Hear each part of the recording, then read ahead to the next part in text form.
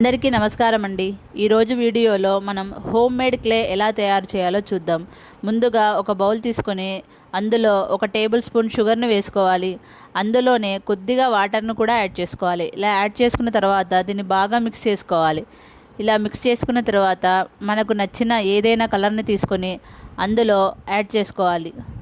అందులోనే 2 table spoon వరకు గోధుమ పిండి కానీ మైదా పిండి కానీ వేసుకొని బాగా మిక్స్ చేసుకోవాలి. చూడండి, ఇలా మిక్స్ చేస్తూ ఉంటే గట్టిగా అవుతుంది. ఆ తరువాత అందులోనే కొద్దిగా ఆయిల్ను కూడా వేసుకోవాలి. మీ దగ్గర ఏ ఆయిల్ ఉంటే ఆయిల్ వేసుకోండి, ఎందుకంటే ఈ ఆయిల్ వేయడం వల్ల స్మూత్గా అవుతుంది. చూడండి, నేనైతే కొద్దిగా వేస్తున్నాను.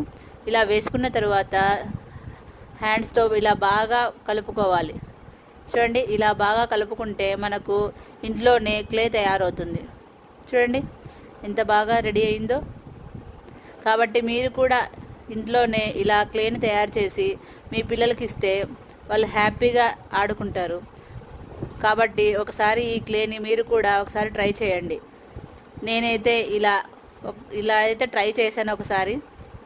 Thanks for watching. ఎలా ఉందో కామెంట్ చేయండి.